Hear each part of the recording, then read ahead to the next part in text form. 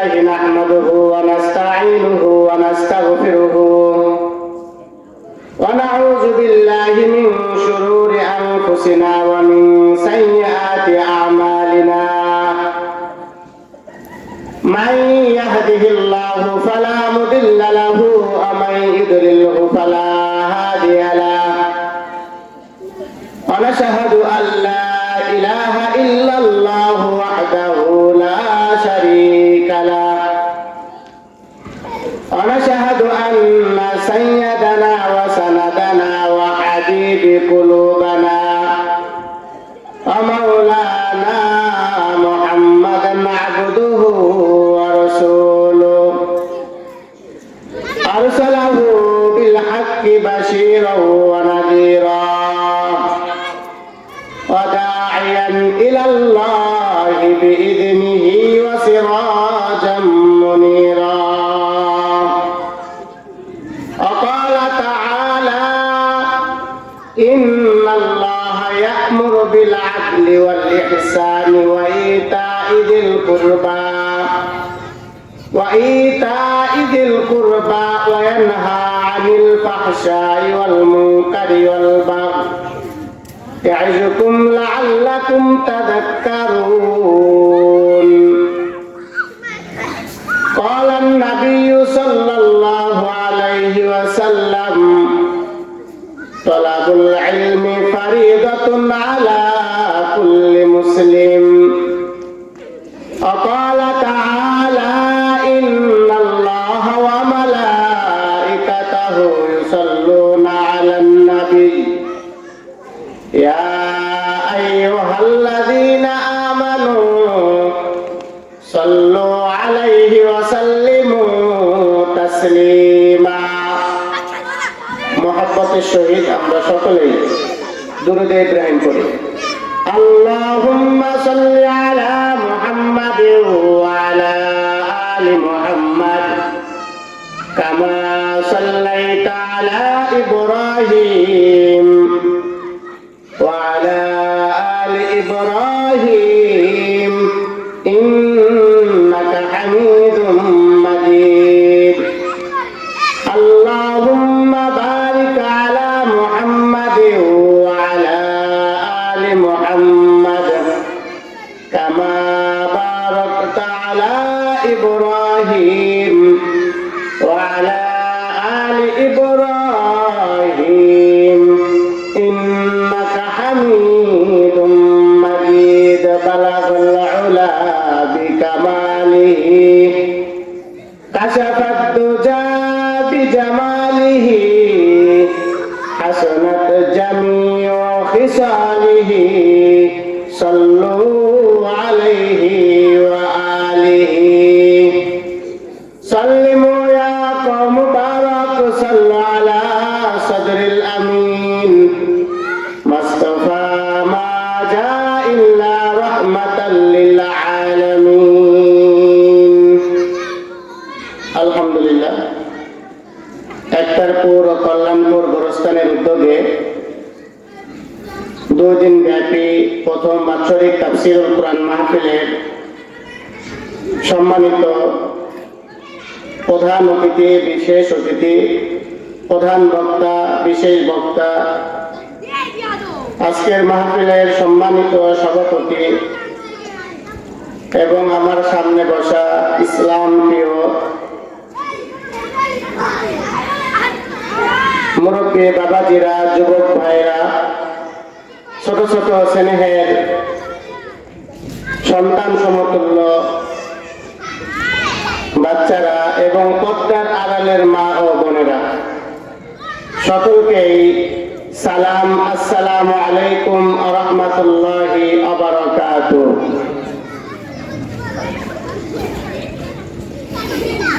সবাই কেমন আছেন?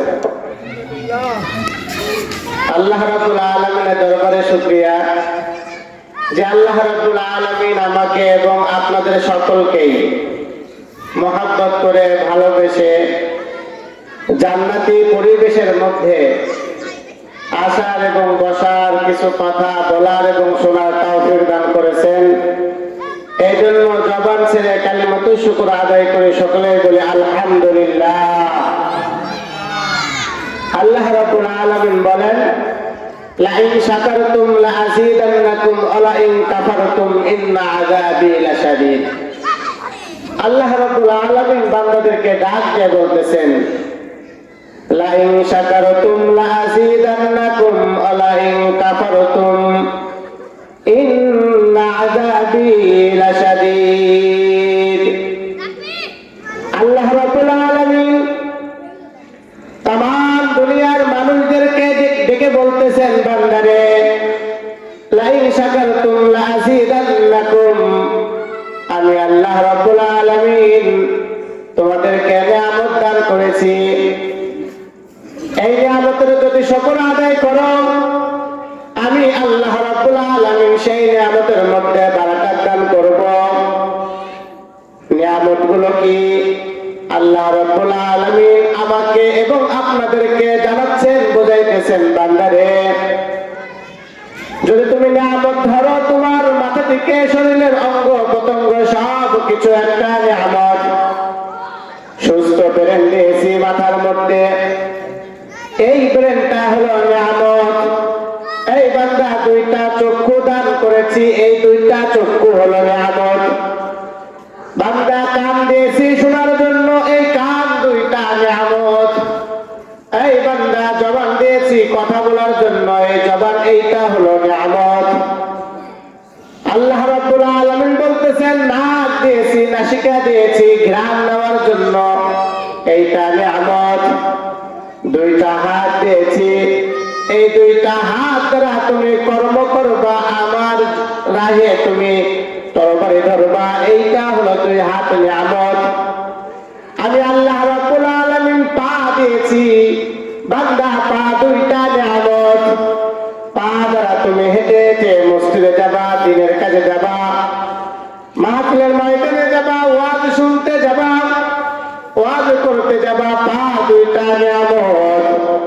পরে বান্দা এইটা তো মাথা থেকে পা পর্যন্ত তোমার দেহের মধ্যে যে অঙ্গগুলো দিয়েছি, এইগুলো হলো নিয়ামত। যদি তুমি এই নিয়ামতের শুকর আদায় করো, আমি আল্লাহ রাব্বুল আলামিন তোমার প্রত্যেকটা নিয়ামতের মধ্যে বারাকাত দান করব। সুবহানাল্লাহ। আল্লাহ রাব্বুল আলামিন বলতেছেন আবার, এই বান্দা একটু আকাশের দিকে তাকায় দেখো, ওই যে আসমান বানাইছি তোমাদের জন্য, এইটা হলো একটা নিয়ামত। আসমান থেকে যখন বারিশ বৃষ্টি নামে, এই বৃষ্টিটা এমন একটা বৃষ্টির পানি, বিশুদ্ধ পানি, তার মধ্যে কোনো ভেজাল নাই।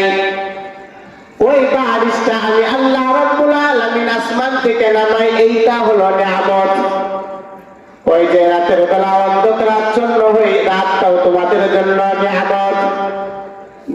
দিনের বেলা আলো হয়, এই দিনের বেলাটা নিয়ামত। বান্দারে মাঠে তুমি ফসল লাগাও, ওই ফসলগুলো তুমি লাগাও এমনটা নয়, আমি আল্লাহ রাব্বুল আলামিন ফসলগুলোকে আমার ফেরেশতাদের মাধ্যমে আমি আস্তে আস্তে বড় করে ওই ফসলগুলো তোমার ঘরের মধ্যে তোলার ব্যবস্থা করে দিই। ওই ফসলটাও হলো আমার নিয়ামত। তুমি যদি বান্দা আমার নিয়ামতের শুকর আদায় করো, আমি আল্লাহ রাব্বুল আলামিন খুশি হইয়া তোমার ওই ক্ষেতের মধ্যে কি দেব? বারাকাত দিয়ে দিব। তুমি অল্প লাগাবা, অনেক হয়ে যাবে, তোমার ফলনটা বেশি হবে। এই বান্দা আমি যে নিয়ামত দিয়েছি, এই নিয়ামতের শুকর আদায় করলে আমি আল্লাহ রাব্বুল আলামিন খুশি হয়ে প্রত্যেকটা নিয়ামতের শুকর আদায় করার জন্য আমি আল্লাহ রাব্বুল আলামিন বারাকাত দান করব। সুবহানাল্লাহ। কি দেবেন? বারাকাত দান করবেন, বরকত দান করবেন যদি নিয়ামতের শুকর আদায় করি। পরের অংশের মধ্যে আল্লাহ বলতেছেন, যদি তোমরা নিয়ামতের শুকর আদায় না করো, ইন্না আযাবি লাশাদীদ, নিশ্চয় আমার শক্ত আযাবের মধ্যে তোমাদেরকে গ্রেফতার করব। কত বড় কথা! আমি আপনি যেই সুস্থ ভাবে আছি, সুস্থ সবল ভাবে চলাফেরা করতেছি, এইগুলোকে যদি আমি শুকর আদায় না করি, ফসল পাইতেছি শুকর আদায় না করি, আল্লাহ তাআলা বাঁচায় রাখছেন, যদি শুকর আদায় না করি, তাহলে আল্লাহ রাব্বুল আলামিন ইন্না আযাবি, সত্য আযাবের মধ্যে আমাকে আপনাকে গ্রেফতার করবেন। এই জন্য বেশি বেশি কি করা দরকার? কয় শুকর আদায় করা দরকার, খানা খাওয়ার শেষে শুকর আদায় করা দরকার। আজকের যে প্রোগ্রামটা হইতেছে, এই প্রোগ্রামের জন্য শুকর আদায় করা দরকার।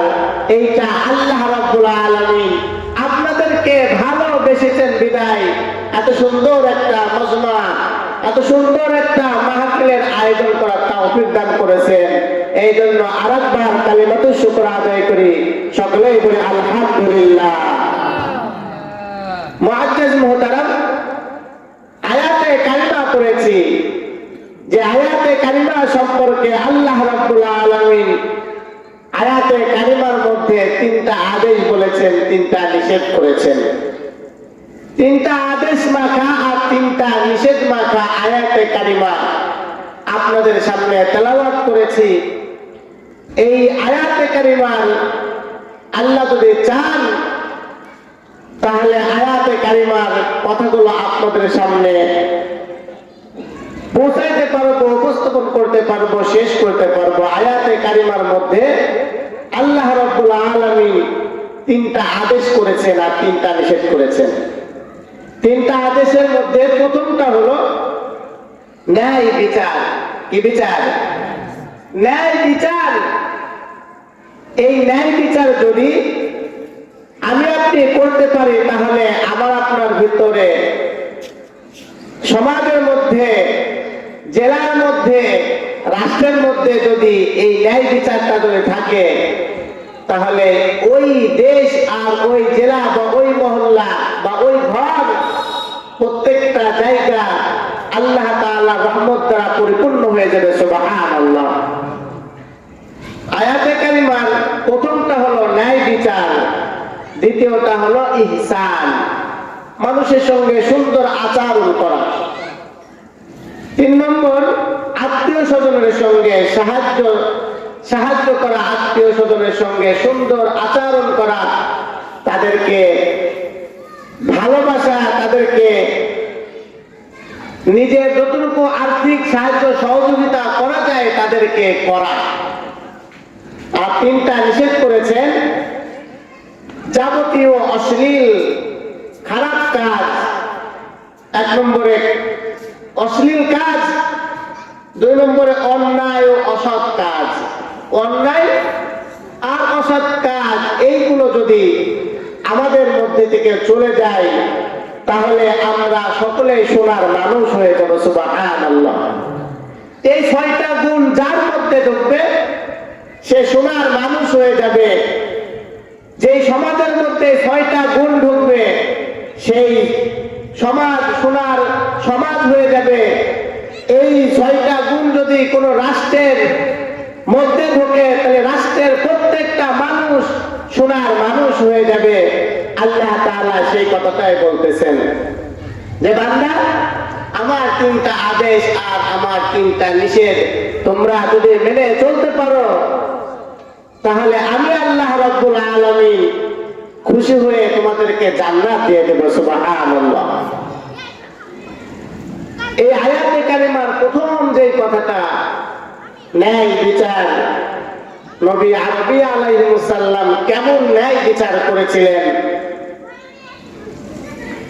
মুহাম্মদুর রাসূলুল্লাহ সাল্লাল্লাহু আলাইহি ওয়াসাল্লামের জামানায় চুরি করেছেন কুরাইশ বংশের মহিলা। মুহাম্মদুর রাসূলুল্লাহ সাল্লাল্লাহু আলাইহি ওয়াসাল্লাম তখন মক্কার প্রধানমন্ত্রী, বিচারের জন্য কোরআন খুলে ফেলেছেন। বিচার, চুরি করলে হাত কাটা। কি কাটা? চুরি করলে হাত কেটে দিতে হবে। এটা কার বিধান? আল্লাহর বিধান, যে চুরি করবে তার হাত কেটে দাও। ওই যে ইমাম বাগদাদি রহমাতুল্লাহ আলাইহি বাগদাদ শহর দিয়ে যাচ্ছিলেন, তার শাগরেদকে জিজ্ঞাসা করেছে, এই লোকটার কি হয়েছিল? এরপরে চুরি করেছিল। তাই কিভাবে চুরি করলো? তার তো হাত পা কিচ্ছু নাই। তো বলছে যে প্রথমে চুরি করেছে, তার এক হাত কেটেছে, পরে আবার চুরি করেছে, তার এক পা কেটেছে, আবার চুরি করেছে, যে হাত ছিল সে হাতটা কেটে দিয়েছে, তাই আবার যখন চুরি করেছে তখন এক পা কেটে দিয়েছে, যখন দাঁত দিয়ে চুরি করেছে তখন তাকে শুলে চড়াইছে। এটা কার বিধান? আল্লাহ তাআলার বিধান যে চুরি করলে হাত কেটে দাও। এখন চোর ধরা পড়েছে, কুরাইশ বংশের মহিলা চোর। রাসূল সাল্লাল্লাহু আলাইহি ওয়াসাল্লাম কোরআন খুলে বিচারের কার্যক্রম শুরু করে দিয়েছে। হযরত মুহাম্মদুর রাসূলুল্লাহ সাল্লাল্লাহু আলাইহি ওয়াসাল্লাম কোরআনটা খুলে ফেলেছেন। চুরি করেছে একটা মহিলা, কুরাইশ বংশের মহিলা। রাসূল বিচার করবেন, কোরআন খুলেছেন, হাতের বদলে হাত। চুরি করেছেন, তার জন্য হাত কেটে দাও। সাহাবা আজমাইন আলাইহিস সালামরা পরামর্শ করতেছেন। রাসূল মনে হয় জানে না এইটা কুরাইশ বংশের একটা মহিলা। মুহাম্মদুর রাসূলুল্লাহ সাল্লাল্লাহু আলাইহি ওয়াসাল্লামের কাছে কেউ একজন যে জানায় দাও, যে বিচারক মুহাম্মদুর রাসূলুল্লাহকে জানায় দাও যে এইটা কুরাইশ বংশের মহিলা। যদি হাত কাটা হয় তাহলে নবীর ইজ্জত থাকে না, মান সম্মান থাকে না। এই জন্য রাসূল যেন হাত না কেটে, রাসূল যেন একটি আঙ্গুল কেটে যেন বিচারটা শিথিল করে। মুহাম্মদুর রাসূলুল্লাহ সাল্লাল্লাহু আলাইহি ওয়াসাল্লামের কাছে এই কথাটা কে নিয়ে যাবে? কারোর সাহস হয় না। সাহাবা আজমাইন বলতেছেন, ভাই আপনি যান, আপনি যান। কোন সাহাবা রাজি হয় না। একজন চালাক সাহাবা সে বলতেছেন, ভাই যদি আমরা সুপারিশ করতে যাই তাহলে রাসূল রাগান্বিত হয়ে যাবেন। এমন একজন সুপারিশ করবে, আমরা যে কথাটা শিখাই দেব সেই কথাটা রাসূলের কানে কানে বলে দেবে, আর রাসূল যেন বিচারটা শিথিল করে। তাই কাকে পাঠাবা? একজন ছোট বাচ্চারে পাঠাও। ছোট বাচ্চা খুঁজে পাই না। নবী মুহাম্মদুর রাসূলুল্লাহ সাল্লাল্লাহু আলাইহি ওয়াসাল্লামের সাহাবা বলতেছেন, ওই যে দেখো উসামাকে দেখা যায়, উসামাকে পাঠাও। উসামাকে রাসূলের পালক পুত্র যায়েদ ইবনে হারেসার ঘরে আল্লাহ তাআলা সন্তান দিয়েছেন, তার নাম উসামা। নবী মুহাম্মদুর রাসূলুল্লাহ সাল্লাল্লাহু আলাইহি ওয়াসাল্লাম উসামাকে খুব আদর করেন। গোলামের সন্তান, গোলামের বেটাকে কোলে বুকে করে মানুষ করতেছেন।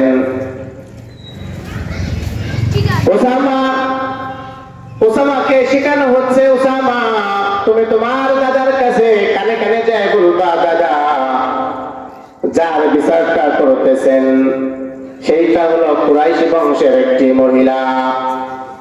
তাকে হাত না কেটে তার একটি আঙ্গুল কেটে বিচারটা করলে বংশের ইজ্জত মান সম্মানটা বাঁচে।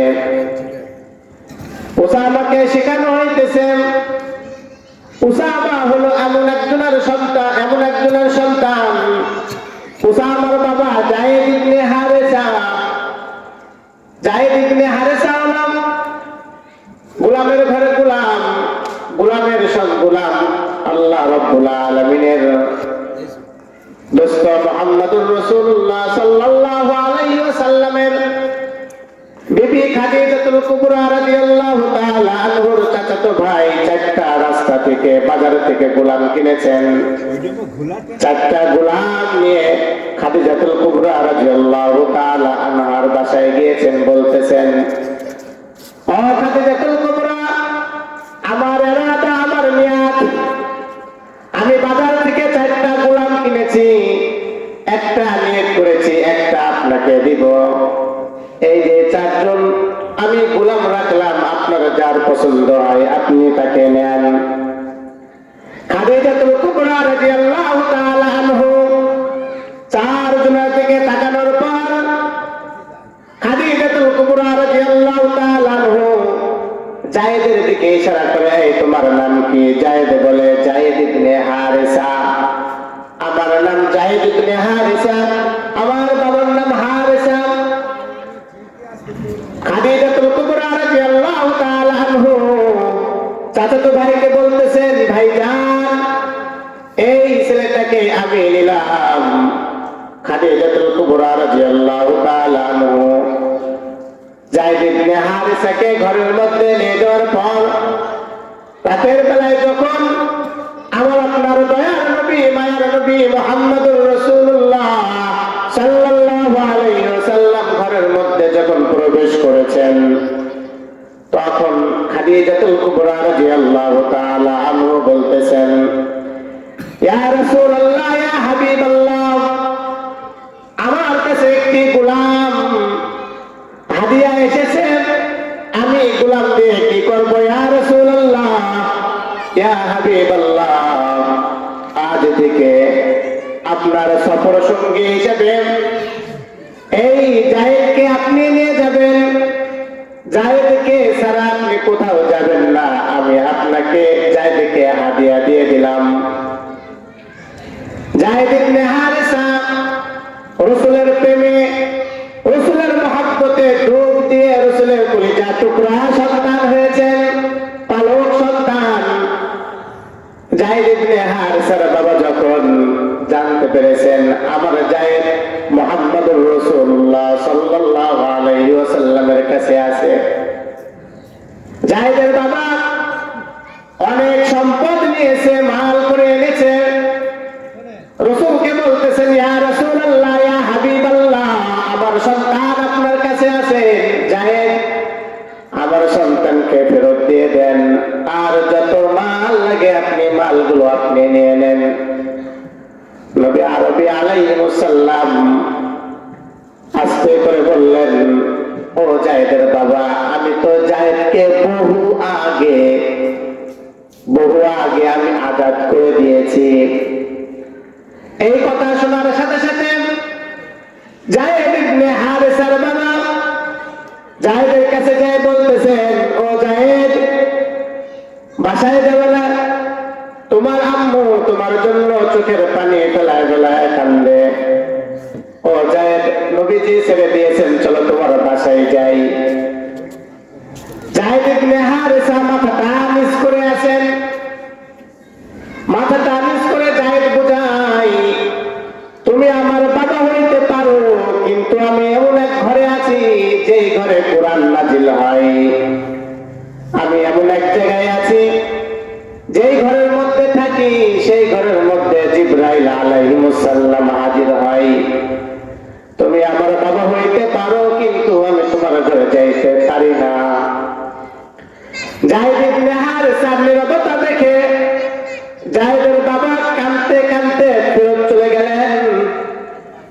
এমন সময় নবী আরবি আলাইহিস সালাম যায়েদের এই ভালোবাসা দেখে, মহব্বত দেখে হাতটা ধরে কাবা তওয়াফ করা মানুষের সামনে দাঁড়ায়া বলতেছেন, এই কাবা তওয়াফ করনেওয়ালারা, এই মক্কাবাসীরা, আজ থেকে তোমরা কেউ যায়েদকে পরবাসা মনে করবা না, যায়েদকে কেউ গোলাম বলে ডাক দিবা না। আজকে থেকে যায়েদ হলো আমার সন্তান। সকলেই তোমরা যায়েদকে মুহাম্মাদের সন্তান বলে ডাক দিবা। আজ থেকে যায়েদ হলো আমার সন্তান। ওই যায়েদ ইবনে হারিসা রাসূলের মহব্বতে পড়ে ডুব দিয়ে ভালোবাসায় রাসূলের সন্তান হয়েছেন। তার ঘরে একটা যায়েদের সন্তান হয়েছে, তার নাম উসামা। আল্লাহ রাসূল যায়েদকেও ভালোবাসেন, তার থেকে বেশি ভালোবাসেন নাতি ছেলেকে ওসামাকে শিখায় দেওয়া হয়েছে, ওসামা, তুমি তোমার দাদার কাছে যেয়ে বলো, আজকে তোমার দাদা যার বিচার করতেছে, যেই মহিলার বিচার করতেছে, মহিলাটা হলো কুরাইশ বংশের মহিলা। যদি হাত কাটা হয় নবীর বংশের মান সম্মান থাকে না। এই জন্য একটি আঙ্গুল কেটে হলেও বিচারটা যেন শিথিল করা হয়। নবী আরবী আলাইহিস সালামের নাতি ছিলেন যায়েদ ইবনে হারেসার সন্তান উসামা গিয়েছেন। রাসূল কুরআন খুলে বসে পড়েছেন বিচারের আসনে। জায়েদের সন্তান রাসূলের কোলের উপরে বসেছে, পা দুইটা এইদিকে দিয়েছেন, কানের কাছে ঘাড়ের কাছে মুখটা লাগাইয়া কানে কানে বলতেছেন, দাদা আজকে যার বিচার করতেছেন জানেন এই বিচারের মহিলাটাকে? কুরাইশ বংশের মহিলা। এই জন্য একটু হাত না কেটে আঙ্গুল কেটে বিচার করলে ভালো হয়। এই কথাটা বলার সাথে সাথে নবী আরবী আলাইহিস সালাম উসামাকে কোলের থেকে নামায়া বসায় দিয়া কুরআনটা বন্ধ করে রাগান্বিত বসা থেকে দাঁড়িয়ে পড়েছেন। দাঁড়িয়ে রাসূল সাল্লাল্লাহু আলাইহি ওয়াসাল্লামের কণ্ঠের স্বর মোটা হয়ে গিয়েছে, কপালের মধ্যে রাগ রাগ ভাব চলে এসছে। সাহাবাদেরকে ডেকে বলতেছেন, ও আমার সাহাবারা, আজকে তোমরা কুরাইশ বংশের একটি মহিলার চুরির বিচারের জন্য সুপারিশ করলাম। ওই আল্লাহর কসম খেয়ে বলতেছি, যদি আমার কন্যা ফাতেমাও যদি চুরি করত, আমি মুহাম্মদ সাল্লাল্লাহু আলাইহি ওয়াসাল্লাম বলতেছি, আমি আমার ফাতেমার হাত কেটে চুরির বিচার ন্যায় বিচার করতাম। সুবহানাল্লাহ। একেই বলে ইনসাফ, একেই বলে ন্যায় বিচার। কেমন কথা দেখেন। নবী আরবী আলাইহিস সালাম রাগান্বিত হয়ে রেগে যেয়ে বলতেছেন, এই সাহাবারা, আজকে তোমরা কুরাইশ বংশের মেয়ে চুরি করেছে তাই বলে তুমি আমাকে সুপারিশ করো? খোদার কসম খেয়ে বলতেছি, যদি আজকে আমার ফাতেমাও যদি চুরি করতো আর এই বিচার আমি মুহাম্মদ হাত কেটে করতাম। এই ন্যায় প্রতিষ্ঠা করার জন্যই আল্লাহ রাব্বুল আলামিন আমাকে দুনিয়ায় পাঠিয়েছেন। এই নাম হলো ন্যায় বিচার। আর এই ন্যায় বিচার আমাদের মাঝ থেকে যখন হারায় গিয়েছে, তখন আমরা আমেরিকা ভারত এদের কি হয়ে গিয়েছি? গোলাম হয়ে গিয়েছি, দাসত্ব পরিণত হয়েছি। ন্যায় বিচার আমাদের মধ্যে নাই। আছে ন্যায় বিচার? ন্যায় বিচার আমাদের মধ্যে নাই। আল্লাহ রাব্বুল আলামিন ইন্নাল্লাহা ইয়া'মুরু বিল আদলি ওয়াল ইহসান ওয়া ইতা'i যিল কুরবা ওয়া ইয়ানহা আনিল ফাহশাই ওয়াল মুনকারি ওয়াল বাগই। এই আয়াতে কারিমার মধ্যে তিনটা আদেশ দিয়েছেন, তিনটা নিষেধ দিয়েছেন। তিনটা আদেশের প্রথমটা হলো ন্যায় বিচার, দ্বিতীয়টা হলো ইহসান, মানুষের সঙ্গে সুন্দর আচরণ করা, দেখা হলে সালাম দেওয়া, সালাম দিয়ে জিজ্ঞাসা করা, ভাই কেমন আছেন? রাস্তা দিয়ে মানুষ যাবে, আসসালামু আলাইকুম বলবো, সালামটা আমরা দিই না, সালামটা আমরা ভুলে গেছি। আল্লাহ রাব্বুল আলামিন সালামের মধ্যে শান্তি রেখেছেন। আসসালামু আলাইকুম ওয়া রাহমাতুল্লাহ, আপনার প্রতি শান্তি বর্ষিত হোক। একটা ফকির রাস্তা দিয়ে যদি যাই, তাকেও বলতে হয় যে সালাম দিয়ে জিজ্ঞাসা করতে, ভাই আপনি কেমন আছেন? একে বলে ইহসান। বড় ছোটকে সালাম দিবে, ছোট বড়কে সালাম দিবে। হুজুর মুসল্লিদেরকে সালাম দিবে, মুসল্লি হুজুরদেরকে সালাম দিবে। ঘরে ঢুকবে, সন্তানকে বাবা সালাম দিবে, বাবা সন্তানকে সালাম দিবে। স্বামী তার স্ত্রীকে সালাম দিবে, স্ত্রী স্বামীকে সালাম দিবে। এইটাই হলো ইহসান। খোঁজ খবর নেওয়া। মেম্বার চেয়ারম্যান ভোটের সময় খালি খোঁজ খবর নেয়, আর বাকি সময় আর খোঁজ খবর নেয় না, ঠিক কিনা বলেন? যখন ভোটের সময় সামনে তো আসছে, তাই না? তখন দিনে যে কতবার সালাম দেবে, দেখা হলে সালাম। আর যখন এমপি সাহেব এমপিতে পাস করে, তখন তার নাগাল পাওয়া যায় না, সালাম তো দূরের কথা, ঠিক কিনা বলেন? এমপি সাহেব এমপিতে পাস করার পর আর খোঁজ নাই। আর এমপি সাহেবের উচিত হলো, এমপি সাহেব যখন গ্রামে ঢুকবে আসবে, এমপি সাহেব সবাইকে সালাম দেবে, আসসালামু আলাইকুম রহমতুল্লাহ, তোমরা কেমন আছো, আপনারা কেমন আছেন। আমাদের ভিতর থেকে ইহসান উঠে গিয়েছে, এমন ভাবে ইহসানটা চলে গিয়েছে যে আমাদের বাড়ির পাশের মানুষ বাড়ির পাশের মানুষের সঙ্গে মাসের পর মাস, বছরের পর বছর কথা হয় না, এমন মানুষ আছে না? আপনাদের গ্রামে আছে না? সব জায়গায় আছে যে হিংসায় মানুষের সঙ্গে এমন পরিমাণ হিংসা বিদ্বেষ আমাদের মধ্যে আছে যে বাড়ির পাশে মানুষের সঙ্গে রাগারাগি হয়েছে, তার সঙ্গে মাসের পর মাস, বছরের পর বছর কথা বলে না। যদি একজন চার দোকানে যায়, আর একজন মানে চার দোকান থেকে বের হয় আর মনে মনে কয় এ মরতে পারে না, এমন কথাও কি মনে মনে মানে কয়, বলে যে তাকে দেখতেই পারি না, এমন একটা অবস্থা। একটা কিচ্ছা আছে, মানে বোঝানোর জন্য একটা গল্প স্বরূপ আপনাদেরকে একটা ঘটনা বলি। একটা মানুষ ঘুমায় আছে, দেও স্বপ্ন দেখেছে, এই তুই কিছু নিবি আজকে? কয় কি দিবা? কয় তুই যা নিবি, তোর বাড়ির পাশে যার সঙ্গে ঝগড়া লাগছে, রাগারাগি, তারে দুইটা দিব। কয় এরা আমি দেখতেই পারি না, তুমি আমার একটা দিবা, তারে দুইটা দিবা, লাগবো না, নিব না। এই বলে ঘুম ভেঙে গেছে, সকালবেলা বিবেরে বলছি, মানে পেয়ে ধন হারাইছি। কয় কি হয়েছে? কয় রাতে দেওয়া আসছিল, বলছে কিছু নিবি? আমাকে যা দেবে, আমার বাড়ির পাশে যে আব্দুর রহিম, ওর সঙ্গে যে আমাদের রাগারাগি, তা আমারে একটা দেবে, ওরা দুইটা দেবে। বউটা ছিল তো চালাক, কয় তুমি একটা বোকার মতন কাজ করলা, আমারে তো একটা আসতো, হ্যাঁ নাই দুইটা আসে, তাই কি আমারও তো একটা পাইতাম ফিরি ফিরি। উনি বলছে যে আমি যার জন্য করেছিল সেই কয় চোর, ভাবলাম যে তুমি রাগ হবা, তোমার জন্যই নিলাম না, আর তুমি বলো নিবা, ঠিক আছে, এরপরে যদি আবার যদি দেয় তাই নিব। আবার পরের দিন স্বপ্ন দেখেছে, এই আজকে কিছু নিবি? দাও। তাই মনে রাখো, ওই যে পাশের বাড়ি যার সঙ্গে তোমার ঝগড়া, তারে দুইটা দিব। ঠিক আছে, কি নিবি? ছাগল। কে একটা দিছে, ওটা দুইটা দিছে। এরকম মাঝে মাঝে দিচ্ছে। বহুদিন পর জিজ্ঞাসা করছে, কিরে আজকে কিছু নিবি? বলে যে তুমি তো প্রতিদিন এসে তো খালি দিয়েই যাও, কিছু তো নাও না, আজকে একটা কাজ করো, আজকে আমি দিব, তুমি আমার একটা নিয়ে যাও। কি দিবি?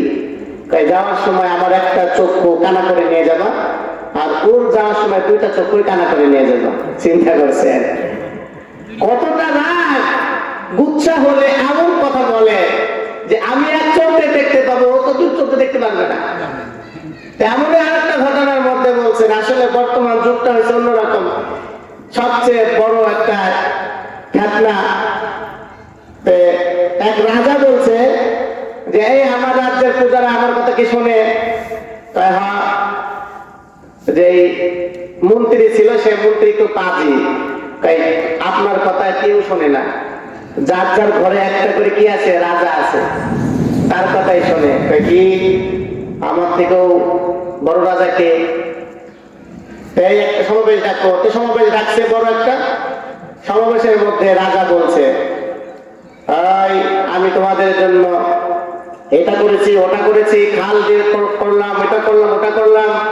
আমি বিশ্বাস সূত্রে জানতে পেরেছি তোমরা নাকি কেউ আমার কথা শোনো না, যার যার ঘরের একটা রাজা আছে তার কথাই শোনো, যে আমার কথাই শোনো তারা ডান দিকে যাও, যে আমার কথা শোনো না ঘরের রাজার কথা শোনো বাম দিকে যাও।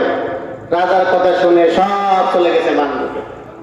একজন নাক বরাবর আছে, কিরে ট্রেন দিকে যা, বাসার থেকে বলে দিয়েছে রাজার কথা যদি কোনো দিকে যাও তাহলে বাইরা ঠ্যাং ভেঙে ফেলবো, মাপ চাই যাবো না। তার মানে এমন একটা অবস্থা যে আমরা সকলে বিবির কথা শুনতে বাধ্য।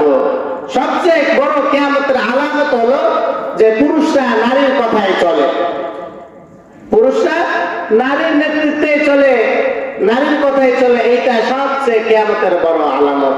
মুআজ্জিজ মুহতারাম, ঘটনাটা বলার উদ্দেশ্য হলো এই যে ইহসান আমাদের মধ্যে থেকে উঠে গিয়েছে এমন যে একজনকে দেখলে একজন ভালো কিছু করছে তাকে দেখলে রাগ হয়, গুচ্ছা হয়, খেপা করি আমরা।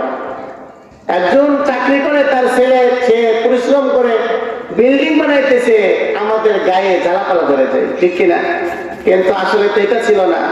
ইহসান করা, যাকাত দিয়ে গরিব অসহায়দেরকে সবল বানানো, বাড়ির পাশে গরিব মানুষ সে মাসের পর মাস গোশ খাইতে পারে না, তাকে একটু গোশ রান্না করলে এক পিস গোশ দিয়ে 2টা আলু দিয়ে ঝোল দিয়ে তার বাসায় পৌঁছায় দেওয়া, এইটার নামই তো ইহসান।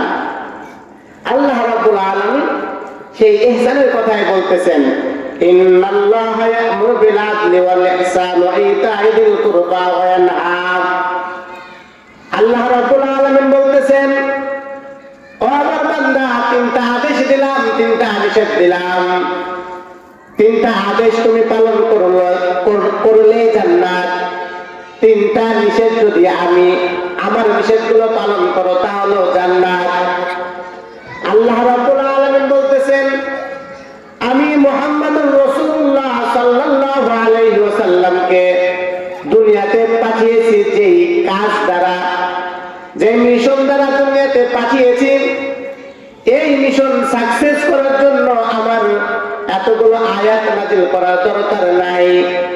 মাত্র একটা আয়াত, যে আয়াতটা পড়েছি, ইন্নাল্লাহা ইয়া'মুরু বিল আদলি ওয়াল ইহসান, এই একটা আয়াত যদি আল্লাহ রাসূল সাল্লাল্লাহু আলাইহি ওয়াসাল্লাম যদি মানুষের মাঝে দাওয়াত দিতেন, তাহলে মুহাম্মাদি মিশন আল্লাহ রাব্বুল আলামিন জমিনের বুকে দাঁড় করায় দিতেন। সুবহানাল্লাহ।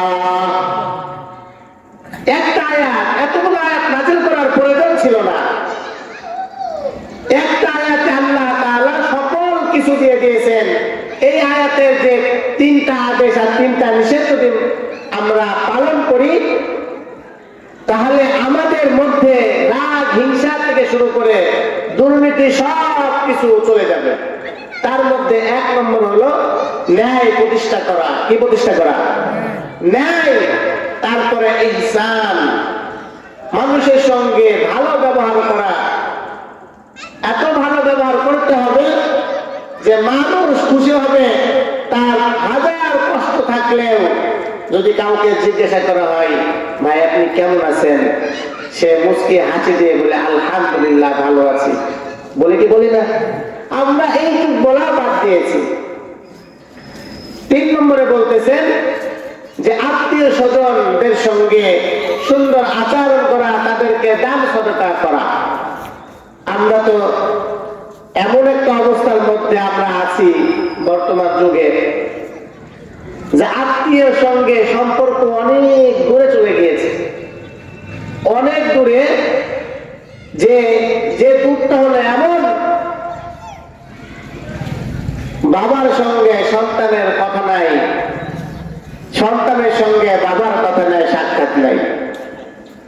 কারণ কি?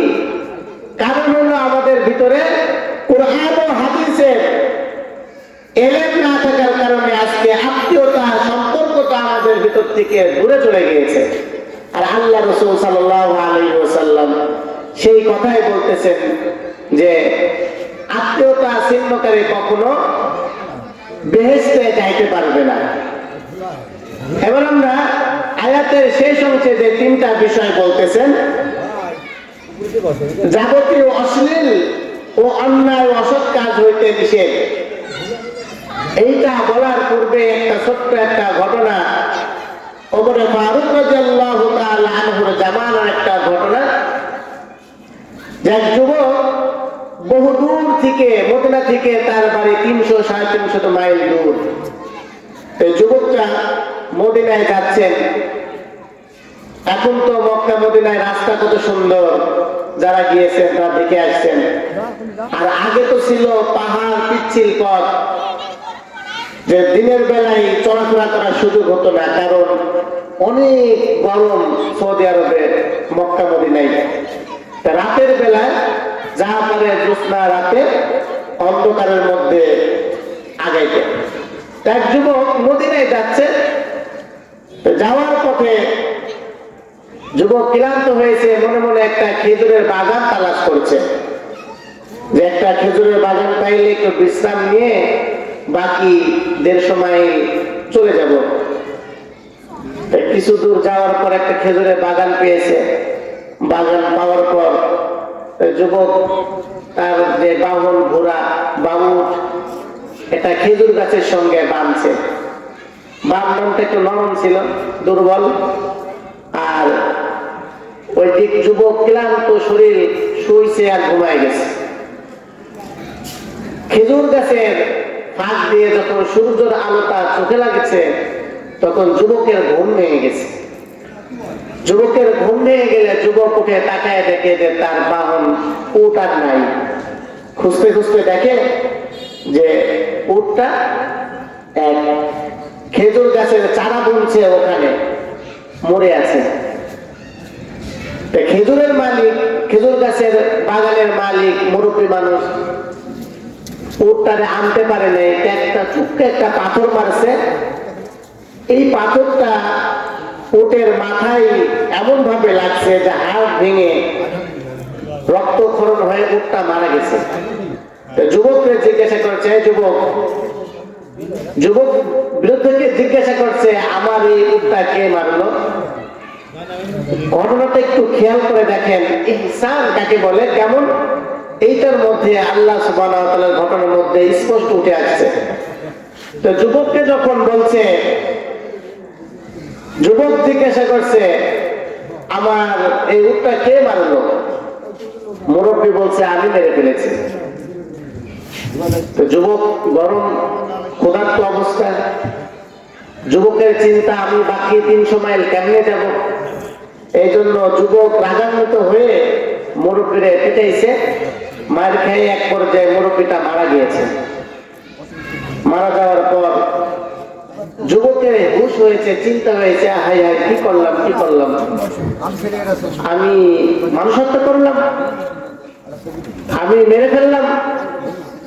এই কথা চিন্তার ভিতরে চিন্তা হইতে হইতেই তখন যুবক বসে আছে লাশের সামনে, যায় না।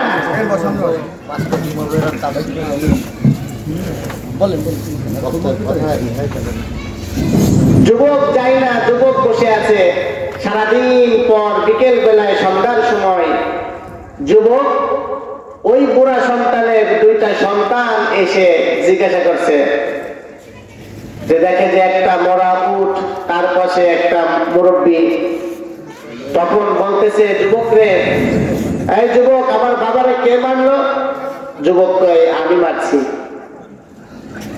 যুবক দেখে বলতেছেন যে তোমাদের এখানে শাহী আদালত আছে না, চলো আমরা সেই শাহী আদালতে যাই। আমি অন্যায় করে ফেলেছি। যখন বিচারকের কাছে বিচার নিয়ে গেলেন, বিচারক হলো কে? ওমরে ফারুক রাদিয়াল্লাহু তাআলা আনহু হলো বিচারক। ওমরে ফারুক রাদিয়াল্লাহু তাআলা আনহু কুরআন খুলে ফেলেছেন, বিচার করতেছেন। যুবকরে বলতেছেন, হে যুবক, তোমাকে যে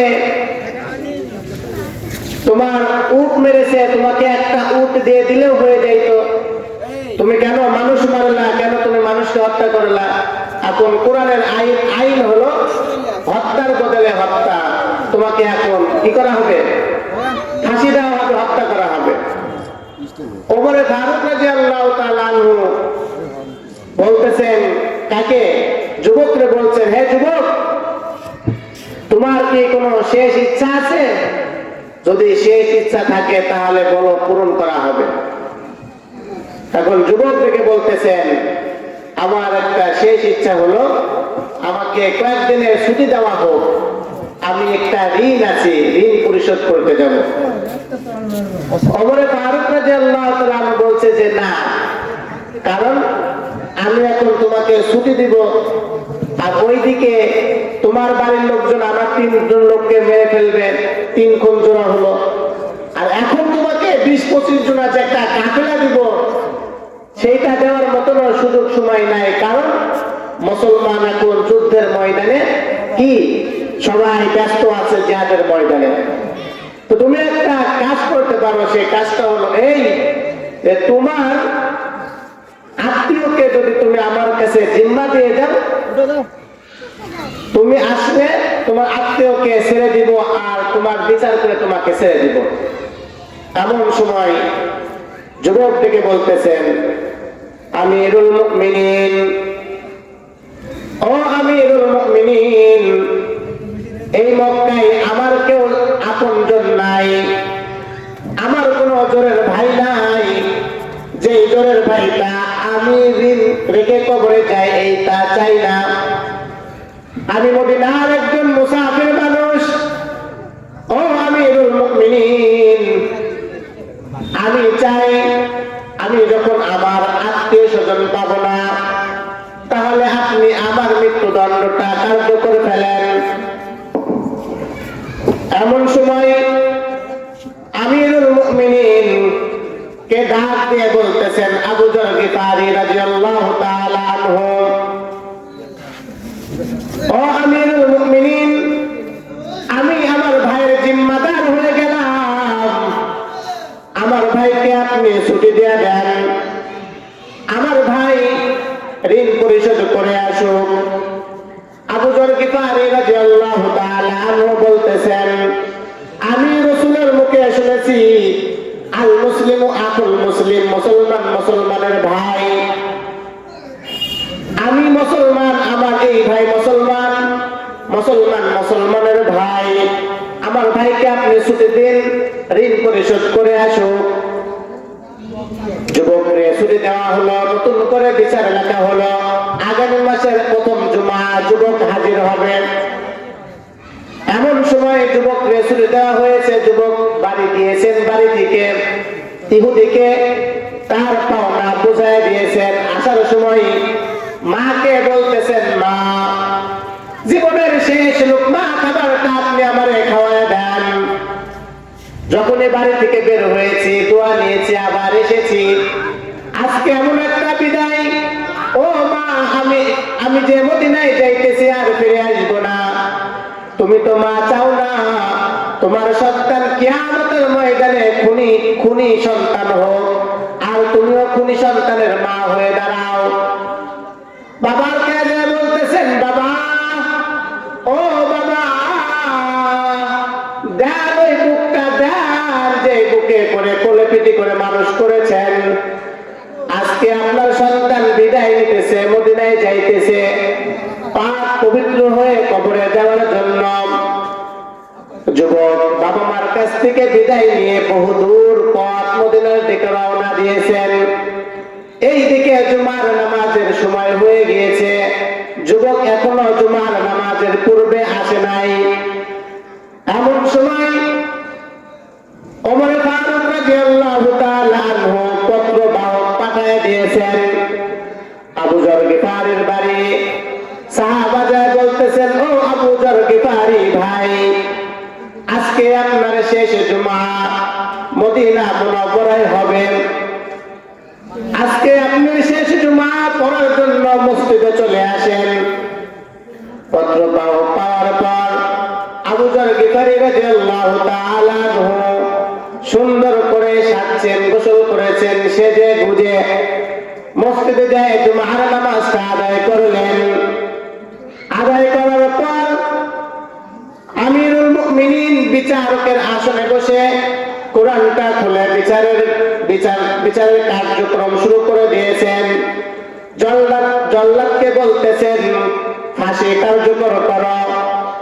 জল্লাদ কান্না করেন, জীবনে কোনোদিন ন্যায় মানুষকে কোনোদিন জল্লাদ ফাঁসি দেয় নাই। জল্লাদ এক পা আগালে দুই পা পিছাই। তামাম মদিনার মধ্যে কান্নার রোল পড়ে গিয়েছে। একজন খুনি ব্যক্তির জন্য নির্দোষ একজন মানুষকে ফাঁসির মঞ্চে দেওয়া হচ্ছে। এমন সময় একজন সাহাবা দেখে বলতেছেন, আমিরুল মুমিনিন, একটু দাঁড়ান, দেখেন, একটু তাকায় দেখেন, কে যেন মদিনার ধুলাবালি উড়াইয়া আসছে। তাকায় দেখে যে একজন অপরিচিত যুবক আওলাকে গোলামাতা অবস্থায় ঘোড়া থেকে নেমেই বলতেছেন, আমিরুল মুমিনিন, পথের মধ্যে ঘোড়ার জিঙ্কুশ ভেঙে গিয়েছিল, এই জন্য আসতে দেরি হয়েছে। ও আমিরুল মুমিনিন, আমার ভাই আবু যর, আপনি নামায় যান, আমি পাপী, আমাকে ফাঁসির কার্য করে দেন। আমিরুল মুমিনিন চোখের পানি ফেলায় কাঁদতেছে আর বলতেছে, ও যুবক, 300-350 মাইল দূর থেকে যে মৃত্যুকে হাসি মুখে বরণ করে ফাঁসির রশি গলায় নিয়ে আসতে যে চাই, তারে গলা কেটে কখনো পবিত্র করা লাগে না।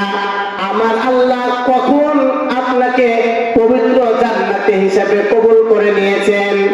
তবুও কোরআনের আইন হত্যার বদলে হত্যা। এই জন্য আমিরুল মুমিনিন চোখের পানি মুছে আর বিচারের রায় ঘোষণা করে দিলেন।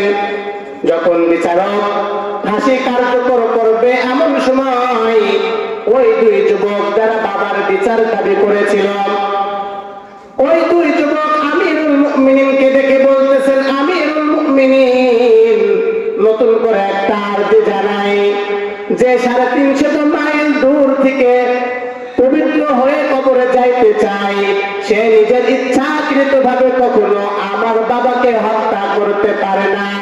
নতুন করে দাবি করতেছে, আমিরুল মুমিনিন, আমার ভাইকে আপনি নামায় দেন, আমার বাবার হত্যার বিচার আমরা মাফ করে দিলাম, নিজের ভাই বানাইয়া আমরা বাড়িতে নিয়ে যাই। সুবহানাল্লাহ। এই হলো মুসলমানের প্রতি ইহসান। আজ মুসলমানকে এমন ভাবে গুলি চালায়, বুকে তাজা রক্ত বের করে। এইটা রাসূল এই কথাটা বারবার বলছেন, কিয়ামতের একটা আলামত। এইটা রাসূলের আদর্শ ছিল, এই যে একজন মানুষ আমরা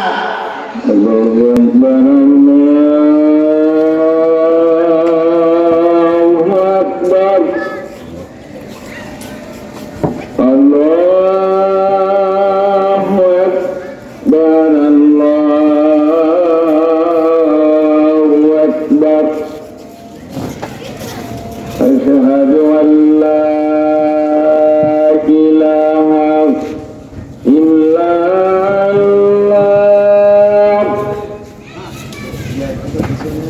أشهد أن لا إله إلا الله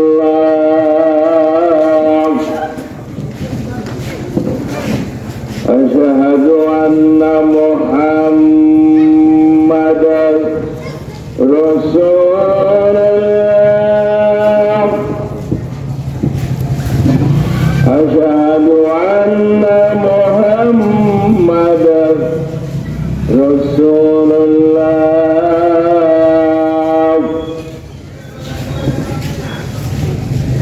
حي على الصلاة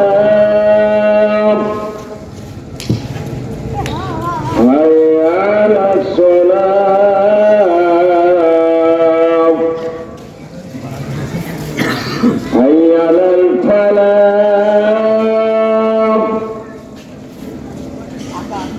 حي على الفلاح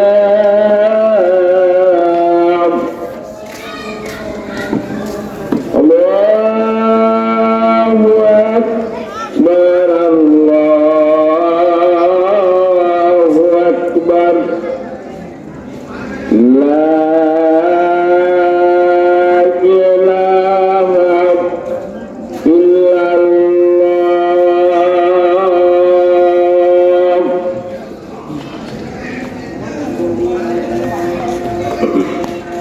মুআজ্জাজ মুহতারাম, আমার মূল আলোচনা শেষ করে ফেলেছি, আজানও হয়ে গিয়েছে।